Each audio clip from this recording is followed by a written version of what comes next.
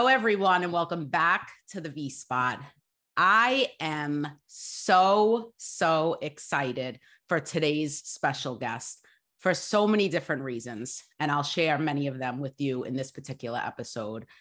Maya Luisa is a dancer, an instructor, a model, a waist bead artist, and the founder of Colé Jewel. Welcome to the V Spot, Maya.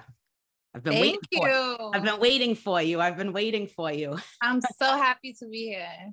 Yeah, I'm so excited. And I was thinking about, as I was preparing for this particular segment, I was thinking about how full circle it is. And if I get emotional, I'm just going to allow myself to get emotional. Yes. In the name of vulnerability. But I really want to spotlight, because I don't know how many of the listeners know this, but this podcast and the work that I do with intentional healing and wellness is really here because of you. You are the primary person that I hold to be a stakeholder in this work. And as I was reflecting and thinking about the journey and thinking about my gratitude for you, I can't even put into words in this moment how grateful I am that you saw something in me that I didn't even see in myself. And so I want to first begin by saying thank you. You know, I love you, and all of the clients and all of the countries that tune into the V Spot, you know, give it up for Maya, because this is all happening because of her, really. So Maya, thank you. Thank you. Yeah, thank you. And, you know, I thought about this because I was like, in the name of vulnerability, you know, share with the people, if you don't mind, what you remember about where I was when you first recommended personal development work to me, because that's really what was the line in the sand for the journey that I am now on. So anything stand out, maybe leave some names to protect the, you know, folks who aren't here, but what do you remember about where I was at that time? Well, when I met you, you were very honest, you know, about who you are, where you are, what you liked, what you were looking for. Like, you were very vocal. And I was your dance instructor. And I just remember, you know, we developed a friendship.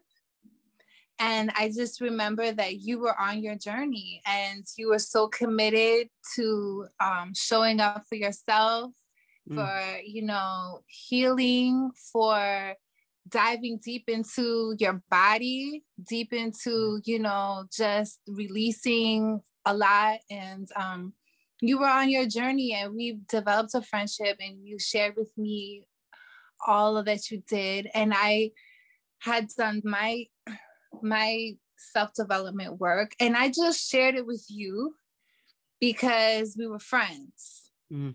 And I just put it out there, like, this worked for me. This worked for me. What do you think? You know, do you think this is something that you would like? And I just shared with you, like, what it did for me. Totally. But you, my dear, are so inspirational for me, because you took that and you ran with it, and you have developed this whole beautiful platform for others to heal. And it's so deeply inspiring, because you could share with people, you know, your own medicine, but it's up to that person to take the medicine. And the thing that I love about you is that not only did you take it, not only did you apply it to your life, but now you're sharing it with other people. And that's just it's so inspiring. Thank you. Yeah. You know, I think about that often. And I think about, you know, one of the things that I'm most proud of in terms of the work that I do is the willingness to really sit alongside folks and lead with, you know, the vulnerability, which everybody was so resistant to for a long time, but really lead with the vulnerability to allow and to inspire folks to be willing to let it all out. What is needed? Who do I have to be so others can be free? And so that's been the journey. And it's been so rewarding and powerful and absolutely life-changing, on so many levels. But I remember specifically the day in which you recommended personal development work to me. And I remember I was crying, I was sharing like what I was going through, having a hard time, making some changes in my life and saying like, I just can't take this. And I remember you were listening, didn't say anything the whole time through.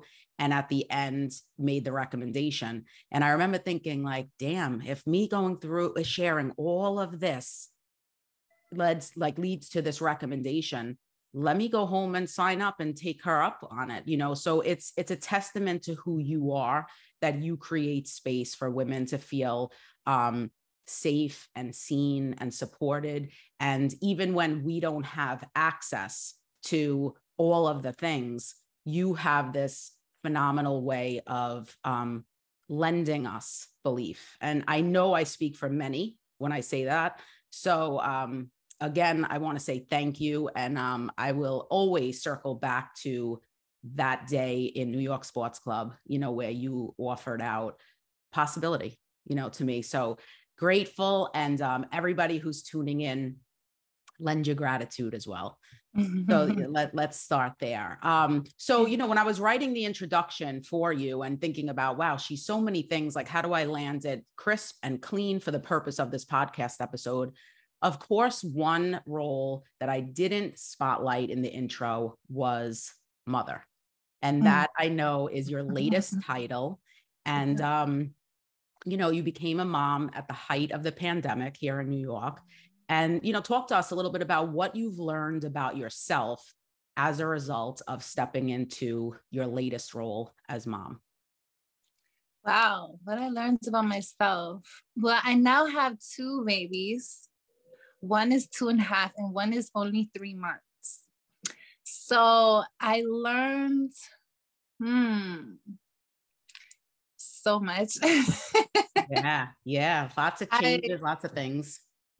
I learned to pray harder because you give birth and you love these little people so much. And then the world, and the world is like big and it is what it is. It has its good and has its bad. So I learned to become a prayer warrior. And that really warrior. And it really helps to calm me and to settle me and to ground me in this journey of motherhood, because it's terrifying. And so it helps me to trust that everything's going to be okay. And it gives me strength. And I pray. I always prayed my whole life, but I pray more and different as a mom, like so much more intentional, with so much more vigor. And so I learned like that part of me that's just completely selfless, that is completely just expanded and vulnerable too, and vulnerable in a different way. I could always like share my feelings. I didn't have a problem with that, but sharing my baby with the world, talk about vulnerability. That's the epitome, right? That's the epitome of it. Yeah, because you give birth and they're yours, they're in your body, they come from you. But then like you give birth and they're in the world and they have their own journey, they have their own destiny. And my role changes to like a guide for their destiny, just giving them the nourishment, trusting my instincts, trusting my maternal instincts of like what they need, and taking care of myself in that process. Because like you become obsessed with them. Are you hot? Are you cold? Are you tired? Are you hungry? Let's change your outfit. And then it's like, well, I have to take care of myself. So learning how to take care of myself and also take care of 2 very small little beings. So yeah, that's the juggling act, right? It seems like the juggling act between mastering caring for them, and caring for you in the interim. I love that. And I absolutely see a new level of vulnerability, you know, and experience. I don't want to just say see. I experience a new level of vulnerability in you, you know, as a result of having your two sons. And it comes through in different ways, you know, but I'm always amazed and excited when I get glimpses of, because I'm like, wow, you know, to me, it's how I'm able to say, well, look how motherhood has impacted Maya in this way and in that way. And as someone who has, you know, been honored to be able to call you a friend for many, many years now, it's these subtle, you know, nuances that sort of pop up. And I'm like, look at that, you know, or the emotion or the sharing and whatever. It looks a lot of different ways, but yeah, it's absolutely been evident, you know, which is exciting. And then to be able to experience you and your sons, you know, and what they bring, you know, to the world and the little men that they are, and just it's so very exciting. But yeah, I mean, I love what you say about guide for their, you know, their destiny, their journey, and how that's finessing that new role, you know, in a world that is certainly complex. Girl. So surely you have your work cut out, and everybody who's tuning in, if you could identify with that. Yeah, it's so many layers. Right. And it lends me to think about, Maya, something that you promote with your work, and, you know, something that I have always been inspired by, which is the divine feminine energy.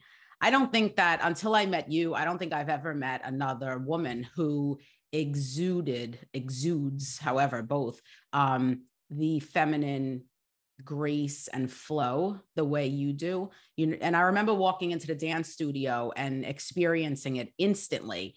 And it's so infectious and inspiring, you know, and motivating, because as a woman who generally operates in the masculine energy, I'm like, wow, you know, how is that energy like accessible, you know? So I was curious to ask you that.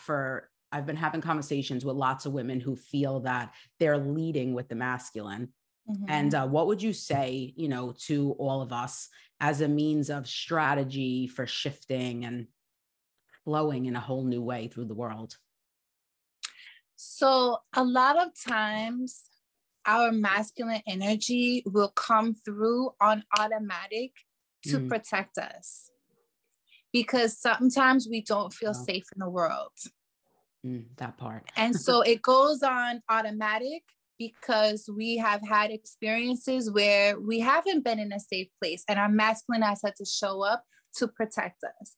And so sometimes we're experiencing life and we go into automatic with our masculine because our body senses that it's not safe, even in spaces where it is safe. Because that has been our experience. And so the masculine energy is on automatic. And so the first thing to do is bring awareness to, hey, I'm completely in my head right now.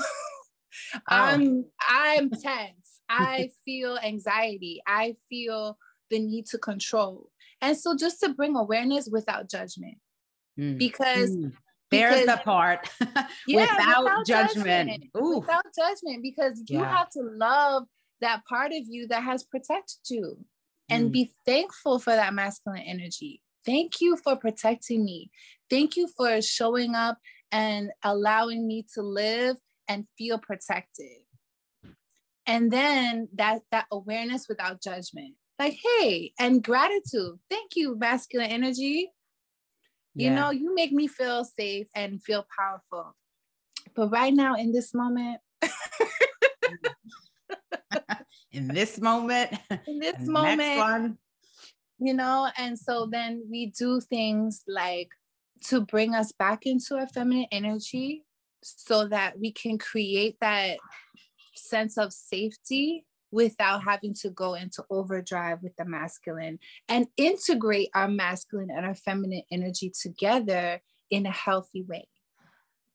Yes. So if you're all the way super, super masculine, there's certain things that you could do to cultivate the feminine energy so you have more access to it right away.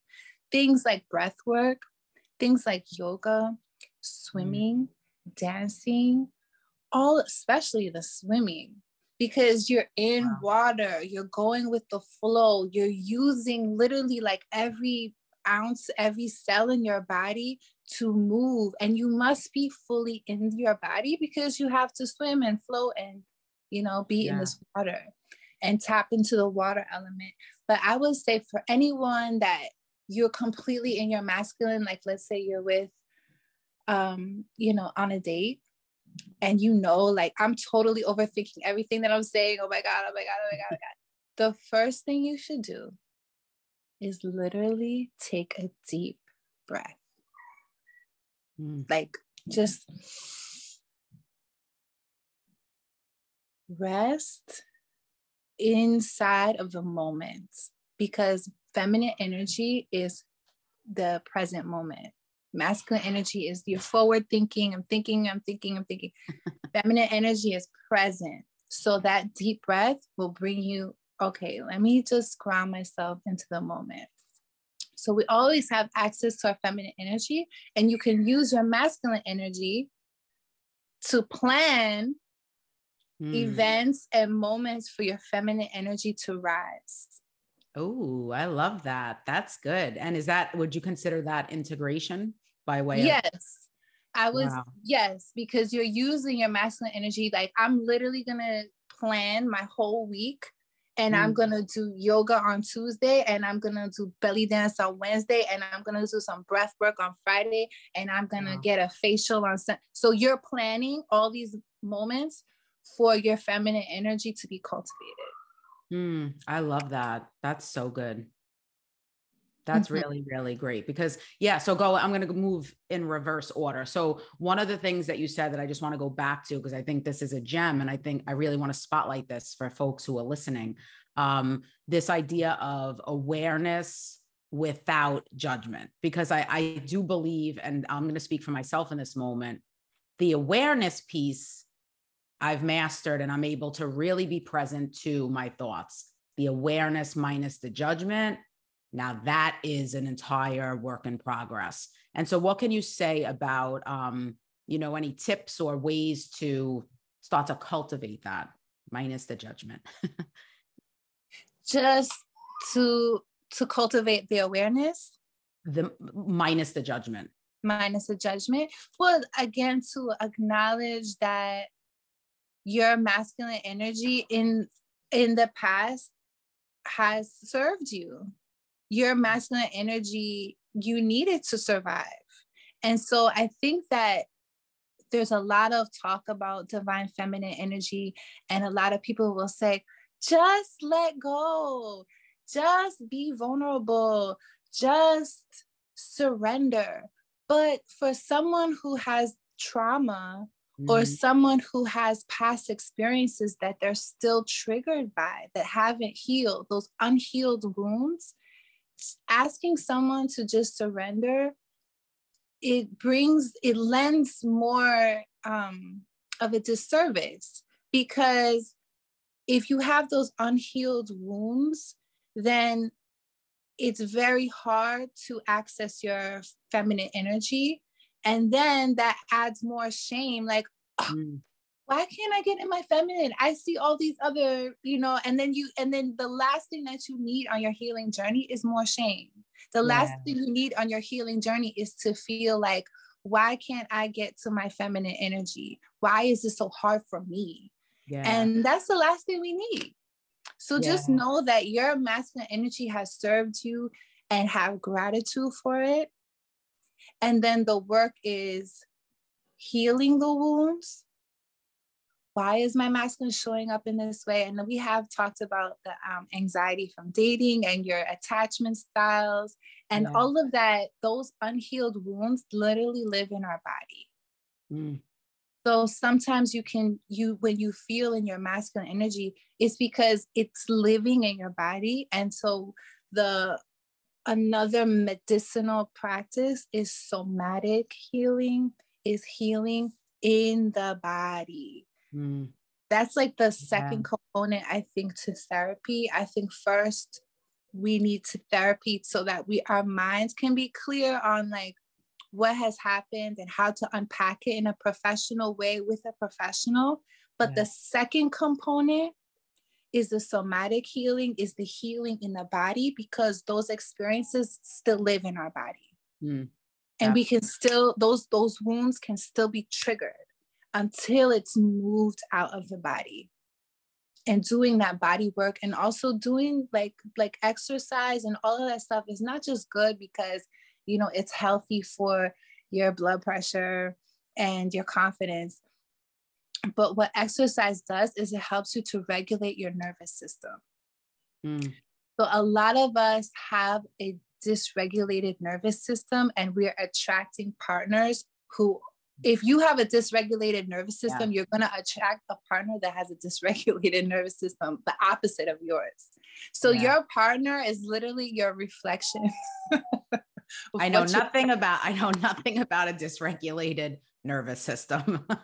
I feel like that's, you know, for many of us, that's the standard operating, you know, come from, if you will. And so the process of tending to that is key. Yeah, I'm loving that you're spotlighting that. That's huge. Oh, and that's the work. That's the work. And it's great. It's fun. It's fun.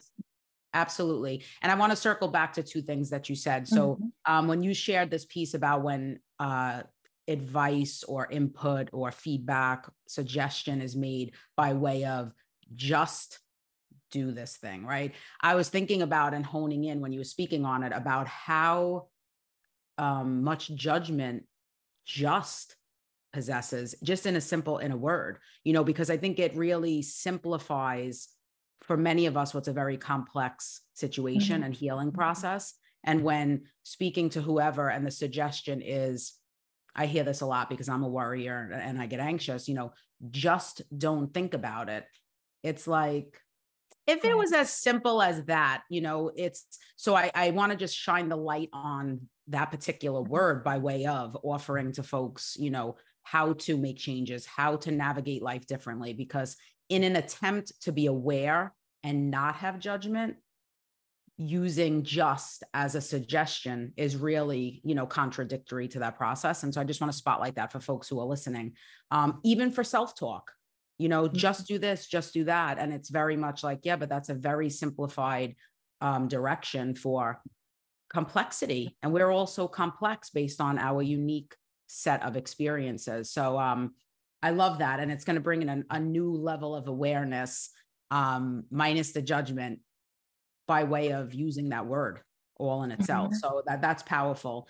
And the next thing that I thought about that you were sharing is, and I agree so much, and it's, I would say it's where I am, and we talked about this recently, like a yearning for dance and community and being together in this way. And so when you spotlight the level of healing that, like somatic, that allows for us to drop into the body, I would say, you know, I'm about to be 44 soon, chapter 44. That is what I want my, you know, intention and focus to be. So what can you share out to folks who are listening about, based on who you are in the world, your experience, what would you say is available as options to embrace such work? I think that's key. So the key, this is the key. You have to enjoy it. So the key to the transformation is to be consistent. Like you can say in theory, I need to do a triathlon because I got to get this body together. So I'm going to swim and then I'm going to run 10 miles and I'm going to like, come on. Because you might do it one day because you're really excited, but the key to the transformation is the consistency. What are you going to do consistently? You're going to do consistency is going to be the key, but the key to that is to do something that you like, do something that brings you joy. And that's different for every person. You have to find it and then do it. Like people used to love coming to my class because they had fun. You were burning calories and stuff, and but the key was we had fun. We had a blast. I love the music. I love the vibe. I love seeing my girls. I love the smoothies after class. like that whole Okay. experience. And so we were able to be consistent because we were bringing joy. We look forward to it. And it's going to be different for every person. My class was like, you know, very feminine, very like, you know, being sexy and stuff. And some people that didn't work for them. Some people like the boot camp approach where you have the drill person that's like yelling at you. Some people need that and they like it, and that's okay. Find what works for you. Find what brings you joy. Maybe it's twerking to some Cardi B in the morning. Listen. You know what I'm saying? Like, you gotta figure out what works for me. What do I like? Do I like pole dancing? You know, like whatever it is, find it and then do it. And embrace the joy and embrace the journey that it might be little by little by little. And that's something I had to learn for me. I'm 3 months postpartum, weighing the most I've ever weighed in my life. And when I was going back to work out, not because I'm trying to fit into a cookie cutter standard of what my body should be, but because working out makes me happy. I love it. Yeah. It's really good for my mental health. It takes away my stress. I'm just a better person. Yeah. Everybody benefits by way of right. Everybody, like, mommy needs to work out because this house is going to be much more joyful. Yeah. But I started doing like these hardcore core exercises for my body because I was like, well, I'm strong. I've always been working out, so I'm just going to dive right in. And then I was like, why? This doesn't feel good. So I started doing these like core restore. Feels so good. And it's such like little slight, gentle with the breath movements, but I love it.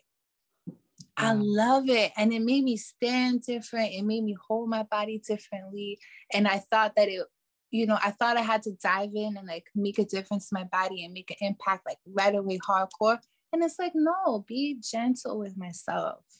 And learning to be gentle with myself, because I had this concept, like I have 2 kids. I don't have time. Time is a thing. So whatever I work out has to be like really, really. And it's like, no, I'm here for the marathon, not the sprint. So every day I'm going to do my little 20 minutes on my core restore. Why? Because it makes me happy. And I love that.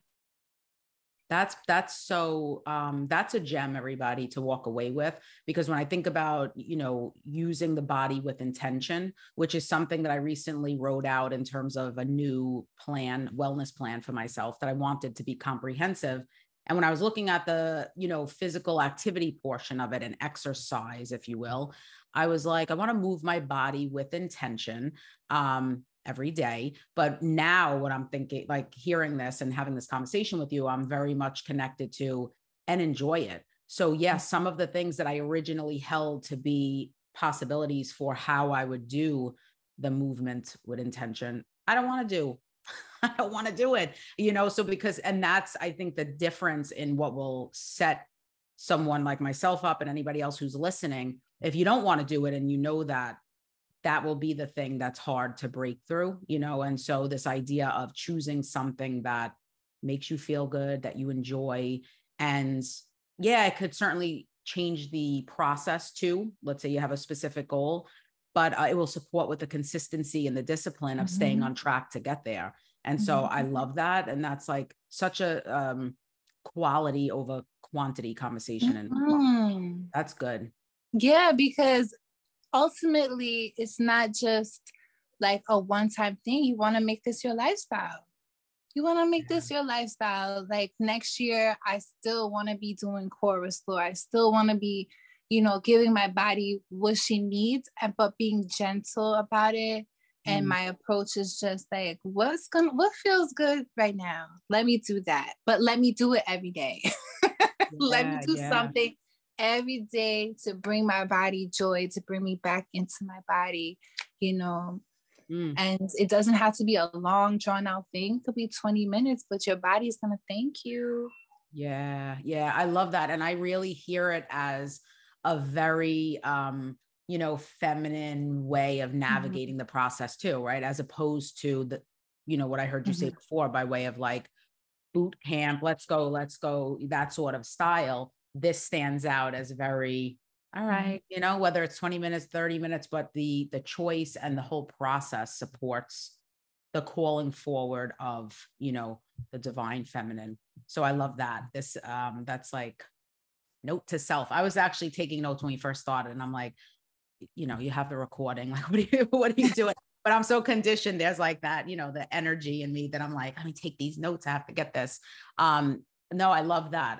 I'm, you know, happy to hear that you found what supports you in this particular season. And given all the, you know, new territory that you are accessing, you know, and how you'll support you on the journey to and through.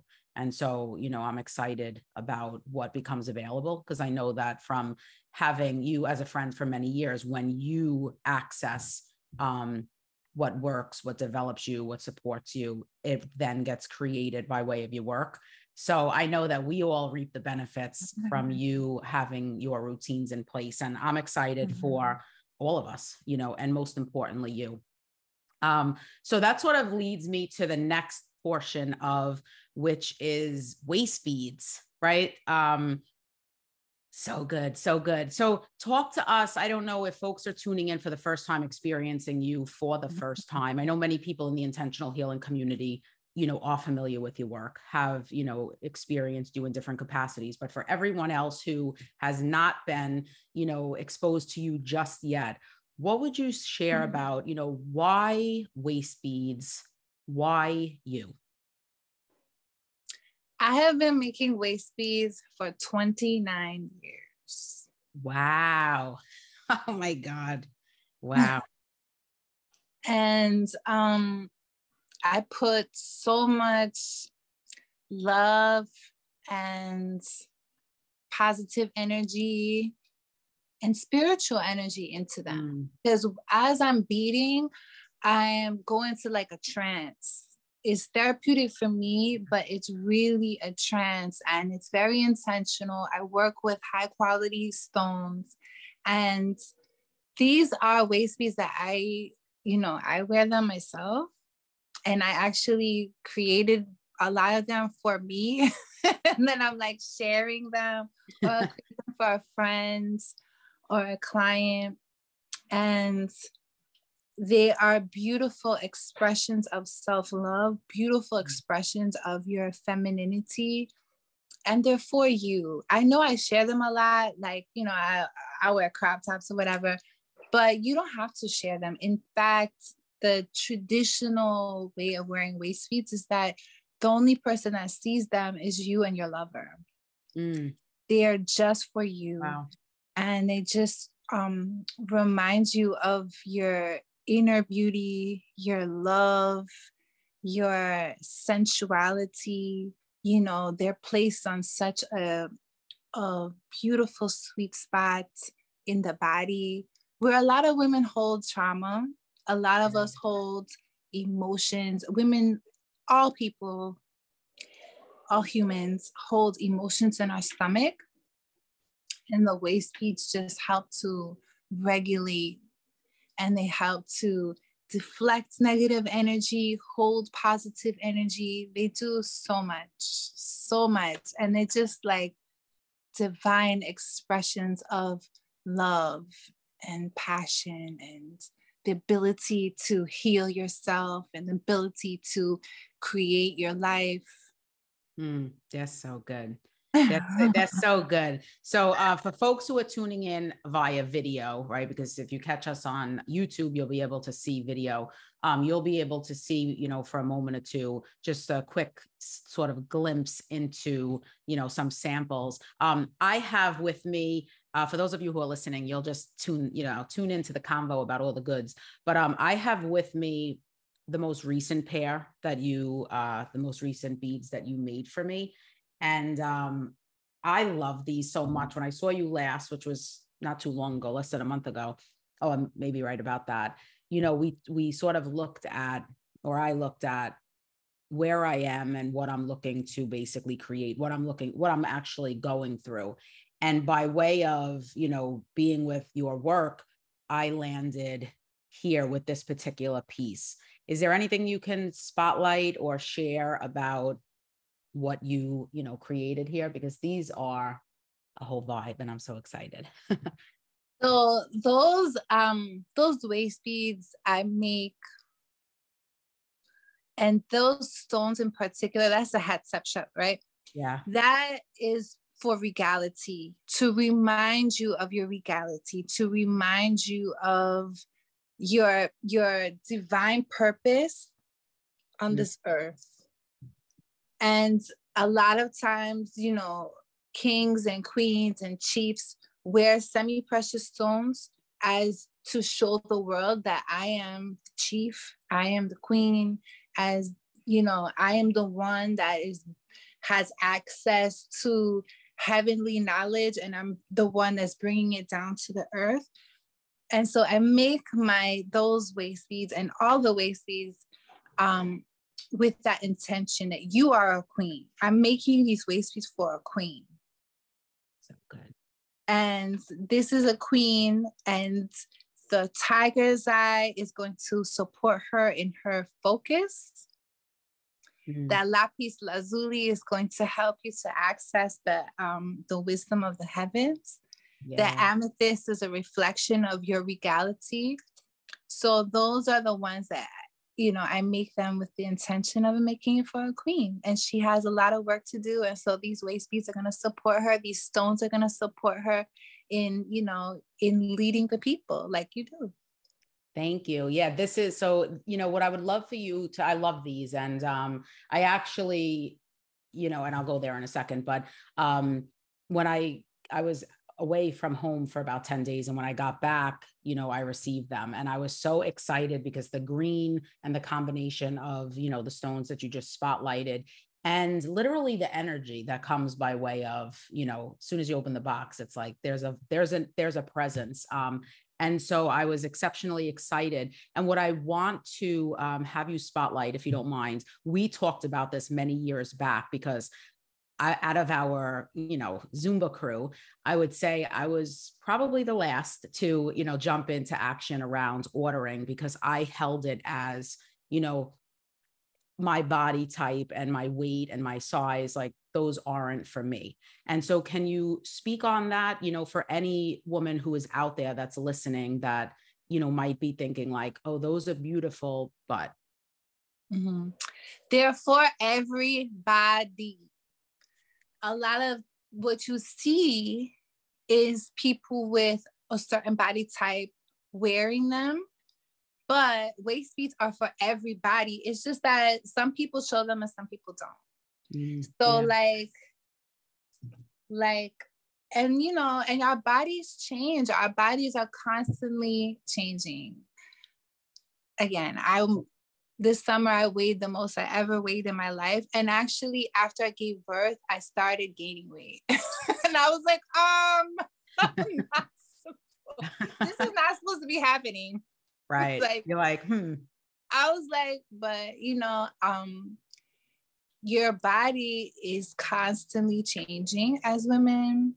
And you have to go with the ebb and the flow and to love her and appreciate her just as she is now.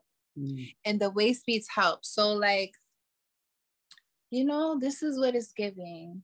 And so the waist beads I make for myself now, it's like 14 inches bigger than I made prior to children. Okay. Yeah. And I was the same weight for 13 years before I gave birth.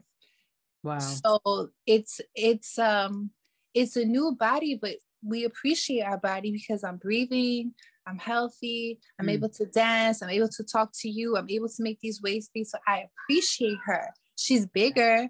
She needs some different clothes. But guess what? It's more juice, more to love. That's my, but I know that, weight is a thing and people can really, really have suffered from it. But I think the first thing lead with gratitude. And after you bathe, when you're putting on your lotion and your creams, I would definitely have a meditation where you're just thankful. I'm thankful for this thigh. Because our thoughts, man, our thoughts, especially like, you know, we have cellulite, we're comparing our body. No, no, no, no, no. I thank you. I thank this thigh for being here, walking with me and helping me to walk and helping me to dance. Thank you, thigh. I thank my leg. I thank you, my feet, for guiding me. I thank you, my feet, for carrying me where I need to go. Thank you for these hands that prepare my meals, these hands that make these waist beads. Thank you, thank you. And so you go through like this ritual of like when you're putting your creams on, just gratitude for this arm. And always look for the first thing, look for what you can appreciate. I think that we could be so hard on ourselves and we just want to see what needs to change, what we need to fix. First, let's start with, what do I like about my body? And that list grows over time. I love that. Yeah, I love that. And the gratitude for, you know, that's so powerful. And I remember the first time I experienced gratitude for my body, it was actually during the pandemic. So, you know, that was 2020. What year are we in now? 2022. So I was 42 years old, you know, just about ready to turn 42 when I experienced the gratitude for the first time, you know, and super present to it. Because I'm someone who by default has been very critical and judgmental of, and then all of a sudden the pandemic is, you know, in full swing. And I remember thinking to myself, like coming out of the shower, being in front of the mirror and thinking like, thank you for keeping me healthy. You know, thank you for keeping me safe. And it was the first time, it was a breakthrough moment because it was the first time that I experienced, you know, self in that way. And so I love that you highlight this aspect of ritual and the gratitude connected to, and what it feels like to be with self in that way. That's a whole different experience of self. I love that. So good. Is there do you want to just hold up just to show some of your potential, you know, I'm going to point folks in your direction when we wrap up the call about how to reach you, but anything you want to, you know, share or spotlight or show us, you know. So this is what I made last night. I love those. And it's called Epete B. And it has coral, carnelian, and citrine. So those 3 stones are so, so good for your second chakra, for your womb, your first and your second chakra. So all of the area where the waist beads lie, these are the stones that are great to work with for your womb, for your circulation, for courage, for joy, for creativity, for tapping into your feminine energy. I think any waist bead is going to activate your feminine energy just because the nature of where they lie and how they make you feel and how they make you walk. But I think these, especially the citrine and the carnelian and the coral, like the way that they work together, it just helps you to really, truly self-acceptance, being gentle with yourself. It's a game changer. That's citrine too. Citrine is a stone, one of the only semi-precious stones that doesn't need to be energetically cleansed. Negative energy can't exist around it. It brings wealth, warming. It works with the energy of the sun. So I'm excited. So I made these for a client who is you know, I talk to my clients and we talk about what you're working on, what you need. And so I made these for her and then I made them for myself. Cause I was ooh, girl, like. Right. You're like, I need that. I need that in my life. I love that. You know, it's making me think, is what I was going to say to you before. And then, you know, see if there's anything else you want to show before we move to the final segment. I was thinking about before how when I was getting dressed, you know, to be here with you, you know, I wanted to just share and show these, but I put on 2 of the waist beads that you made for me several years ago prior to the pandemic. And, you know, for anyone who's listening, who potentially, you know, is going to order, but is thinking like, like I don't show mine. So mine are more for me. In this moment, I'm connected to the fact that they occur as like a sensual secret. Because the moment I put them on in my room as I was getting dressed and just even like, you know, walking around the house, there's something that gets activated because, you know, like, so somebody like you, they're visible and you can see, but for me, no one would ever know, that I have them on. And there's something so, like provocative and sexy and like healing about that. There's a healing nature to having them on. And I didn't realize it until I just put them on again, where I was like walking and thinking like, oh, it's like, it's your own personal connection to, and so I just love that part. So for anybody who's listening, who's thinking like, oh yeah, I would wear them, but not show them. It sort of makes it even more of a, of a vibe because it's your own, little secret. I have 78 different designs. Wow. And I'm always making new designs constantly.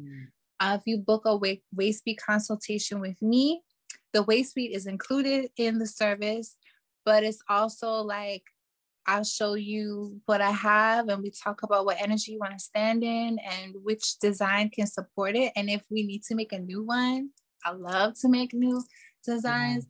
And again, they are for you. And that's the thing is like, we cannot always control what is going on in the world. But what we do have power over is ourselves and our own inner life. I think that is what my work is about. What is the quality of your inner life? What is your point of attraction? Wow. So I have waist beads that bring love. And we're working with rose quartz and other stones that attract love. But what attracts love is love. So the more that you're on a vibration of love within you, love for the self, accepting yourself as you are in this moment, not 5 pounds later, not tomorrow, not when I'm wearing Gucci. No. Right now in this moment, what is your vibration? What is your love? What is your inner life? What is the quality of your inner life? And so these waist beads are a reflection of that because they're not for the outside world, but they do change your inner life and your own vibration and your own point of attraction. And once you are vibrating on the vibration of love, you attract love into your life, different forms of love, family love, platonic love, romantic love, friendship love, all of that stuff. So I think it really speaks to your quality of your inner life. That's what it's all about. Yeah, I love that so much. And I was going to ask you as the final question, talk to me about the connection between waist beads and intentional healing. And you just answered it because that's really where it's at. It's so personal. It's real. And that's why for the ladies, when you have the consultation and you order your beads, it's so therapeutic by nature, the whole process, because you're really exploring where are you looking to go? What are you looking to activate? What stones support that process? And so I'm excited for everybody who will soon have their, custom beads. Before I ask you where everybody can find you, we're going to move into the final segment, which is something I call the forwarding 4. And so it's 4 questions. It's a speed round. I will ask you a question. You answer with the first thing that comes to your mind. There's no right or wrong. Just go where you feel guided to go. And then we can let everybody know where they can find you to get their beads. Okay, you ready? Mm-hmm. All right.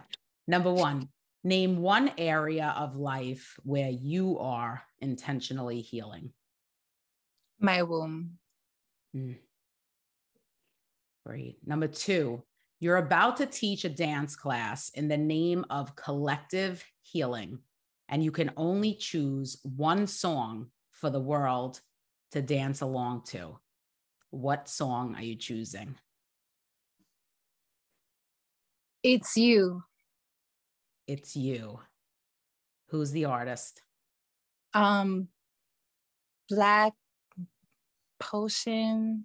Oh, I don't know. Something. Okay, so that's enough to find it. We'll find that. It's you. Okay.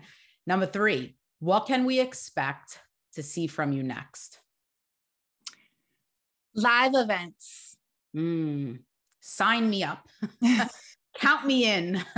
I can't wait. I can't wait. I know that the community is absolutely waiting patiently, you know, for it. So staying tuned on all of, you know, the announcements.